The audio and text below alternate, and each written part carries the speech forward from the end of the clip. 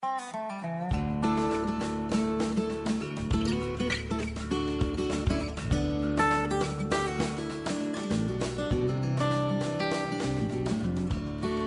Cherokee to Currituck, from the largest city to the smallest town, and from the State House to the schoolhouse, it's Carolina Journal Radio, your weekly news magazine discussing North Carolina's most important public policy events and issues. Welcome back to Carolina Journal Radio. I'm Mitch Kokai. Advocates of school choice in North Carolina have had plenty of reasons to smile in 2011. Our next guest will help us recap major success stories and look ahead to areas where North Carolina still could make improvement. Darrell Allison is president of Parents for Educational Freedom in North Carolina. Thanks for joining us. Mitch, thanks so much for having me. So a lot of big news for school choice and school choice advocates this year. First, let's start with the easiest one to talk about. Charter school cap. We've had it for a number of years. Now it's gone. What does that mean? Yeah, well, us parental school choice advocates, I always like to stress parental because I think that's what we're really getting at, right? That parents want to have more say-so, more power and decision-making power on how best to educate their child. We're really excited about the elimination of the cap on public charter schools, not the lifting of the cap, but the elimination of the cap on public charter schools. And what that means, Mitch, is that, again, we have 100 charter schools in the state of North Carolina, but they only exist in 47 counties. There are 53 counties that don't have charters. And when you look at those 100 charter schools, we have over 30,000 families that are on waiting lists at those charter schools.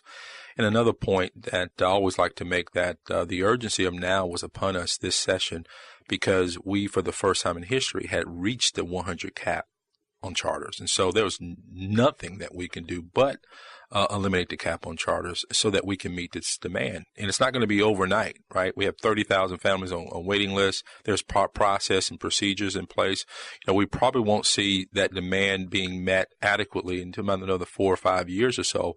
But I applaud our leadership in the House and Senate in pushing this measure, and I also applaud our governor for not vetoing the measure, but in fact signing the measure. And that's going to really pay huge dividends for our families down the road.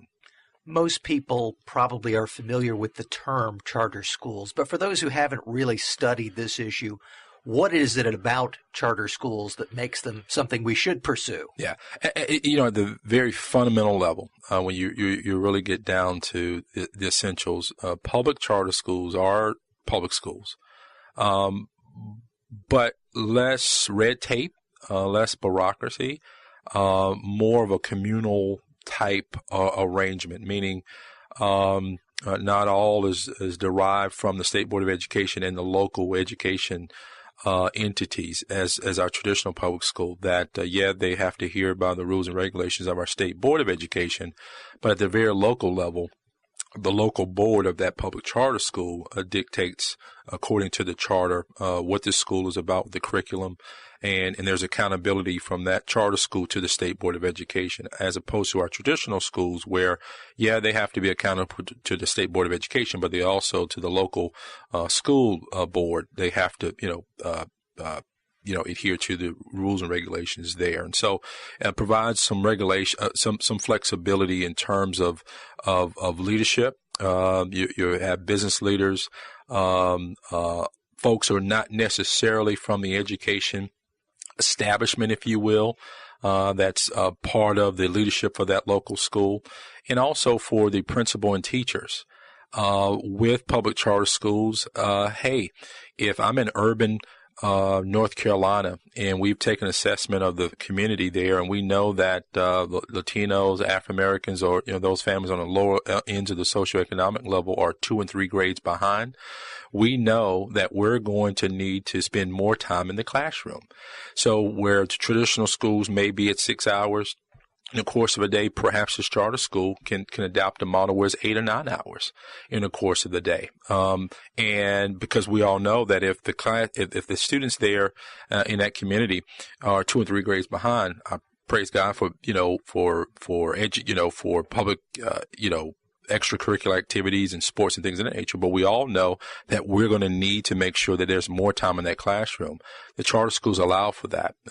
Two successful models, KIPP, Knowledge is Power models, Gaston Prep as well as KIPP school in Charlotte have done a phenomenal job. And one of the things, Mitch, I found very interesting and very powerful is that the teachers are on an annual contract. In addition to longer hours in the classroom, those teachers outside of 4 to about 10 o'clock p.m. are contracted out to make sure that when homework time comes, when a parent needs to call, a child is having trouble with homework, they call the teacher, and that teacher has to get back to them that day. And so you can imagine you won't see that kind or hear of that kind in our traditional public schools. And so, at the fundamental level, I think it provides more flexibility to get the job done. We major on inputs, but the focus should be more on outputs. And when you look at public charter schools, whether it's in the state of North Carolina or across our nation, the outputs are a little bit ahead of our traditional schools, and that's what it's all about.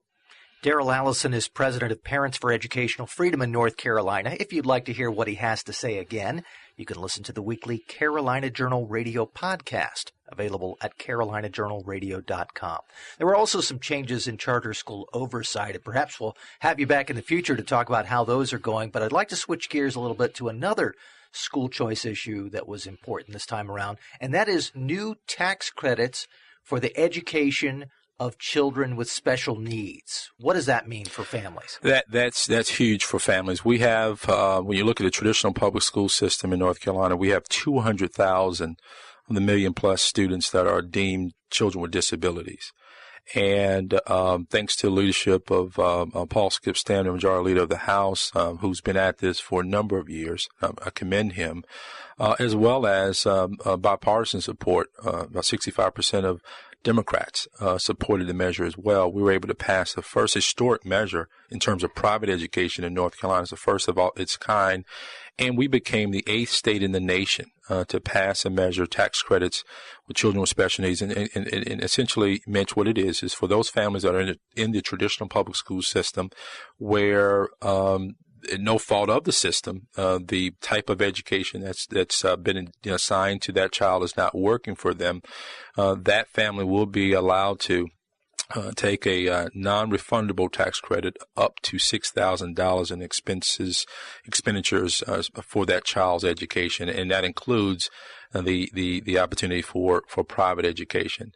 Small step, but a big step. Again, when you look at the fact that all Republican support, as well as 65% of the Democrats in the House and Senate support, it really points to something here, Mitch, that when you make the case for parental school choice, again, far too often it's a conservative issue and liberals don't like it, Democrat, Republican. When you move all that aside and you really pinpoint the issue and the crisis, I think we all can agree that our children are precious commodities. How much more are those children that have special needs?